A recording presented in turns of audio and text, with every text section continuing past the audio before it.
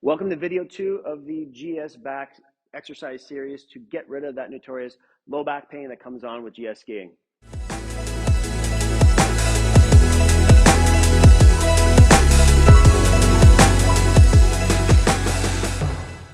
Hi everyone, my name is Tom Swills, advanced movement therapist, and I have worked with competitive downhill skiers for a number of years now, and they tend to get this low back pain, especially when it comes to working with GS. And a lot of it has to do with the compressive forces, the ballistics that are required of the movement, but then also, some of the resistance that needs to come from the low back as well as the spine. And a lot of times there becomes imbalances around the trunk itself. So if you didn't catch video 1 where we set the foundation to activate the core muscles in various ranges from the floor, go back and watch that first. Today, we're going to go into the spine suspended position to start adding some compression and awareness around the trunk. So the first exercise, it's probably familiar to most, but it's the front plank. Now, what I see the problem is the front plank isn't set up properly with the inner core and with the glutes, so that ends up becoming a compressive exercise in the low back.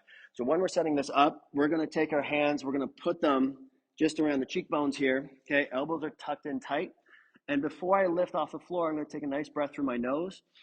Exhale, purse lips. So now my belly button comes up off the floor. I'm going to squeeze my glutes to tuck the tail, and I'm going to come up into this position.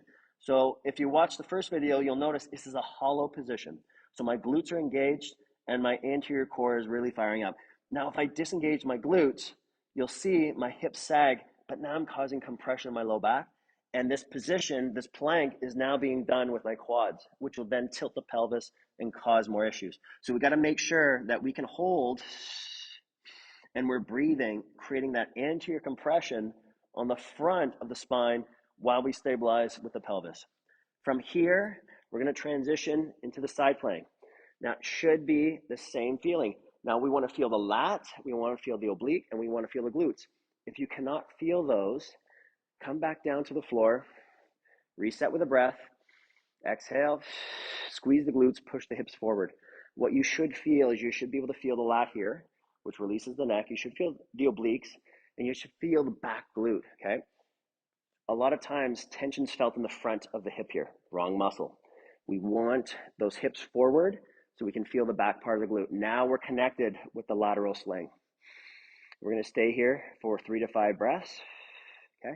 We can add on movements if you find that it's not challenging enough, okay, which is fine, but the idea is we're creating that spine suspended with compression so that when we pick it up, it knows what to do and manage those compressive forces.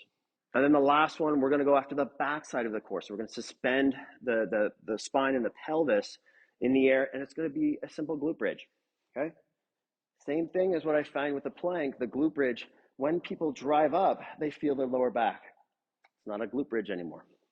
So we set with a breath, we flatten the low back, we push the heels in, we create that posterior pelvic tilt, and we drive towards the ceiling. Most of the tension should be in the glutes. That's why it's called the glute bridge, okay? We can stay here and hold. We can do some rotation control by picking up a leg, okay? And if you want a little bit more of a challenge, we can go into a long plank, okay? Long bridge, okay? But the principles have to be the same. Point the toes, squeeze the legs together, glutes are on, and you should feel primarily just tension in the backs of the legs and the front of your core. If you found this information helpful and you want to add some more precision to your practice and help out more of your athletes with their low back issues, head over to amtcertified.com. We go into a lot more details on how to structure your own framework for assessment and treatment.